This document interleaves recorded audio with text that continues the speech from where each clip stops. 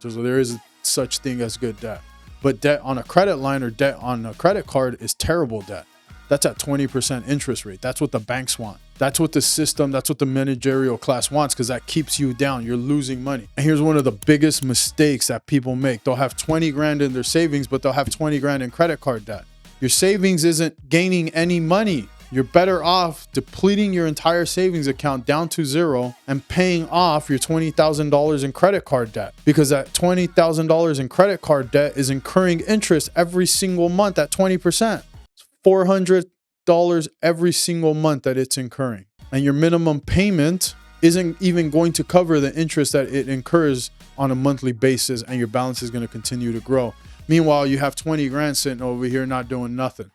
So if you're in credit card debt, what I want you to do is I want you to pile up all of your bills, and you're going to take an Excel sheet and you're going to label them. Bill 1, Bill 2, Capital One, American Express, auto, house, etc., etc., etc., student loans. And the first thing you're going to start with is paying off all your credit cards, and you're not going to pay them all in one single shot. So what you're going to do is you're going to identify the one with the highest interest rate. So if you have a credit card that has a $20,000 balance and it has a 20% rate, you have another credit card that has a $2,000 balance, but it has a 4% rate. Guess what? We're going to attack the one with the $20,000 balance first. Now, what I want you to do, this is very controversial. Oh my God. In light of Grant Cardone, you don't have a debt problem, you have an income problem. I want you to take a side hustle. I want you to drive for Uber, drive for Uber Eats, drive for something.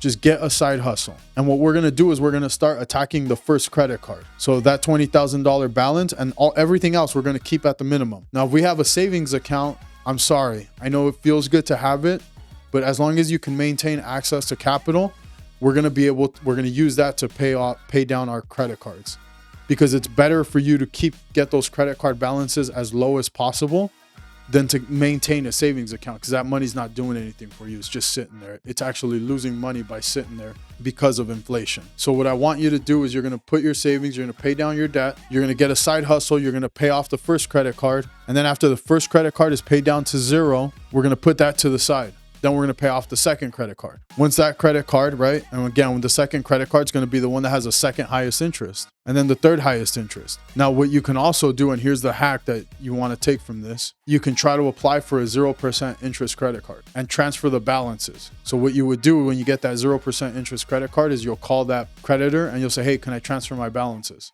And see if you can transfer all the balances onto one credit card. You'll take those 3 credit cards, you'll rip them up, give them to your wife. She's more responsible with money than you are. And so then you start just attacking that one, right? But if that's not an option, you take it one step at a time. And for dear God, do not go into a credit consolidation program. It will completely ruin you financially. After you've paid off your 2, 3, 4 credit cards, going down the line, this might take 1, 2, 3 years.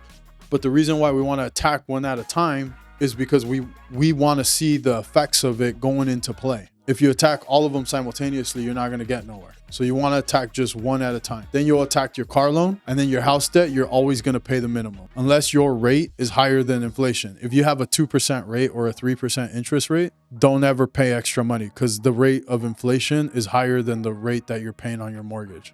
So if you're experiencing the banks trying to take advantage of you and allowing you to have this massive credit card debt, remember one thing, that debt needs to be paid off. And if you don't have debt and you're thinking about requesting access to capital, meaning credit, just remember, you got to pay that off. And if you don't pay that off, then you got to pay interest on it. And now your money that's in your savings account has to get depleted to pay off your credit cards.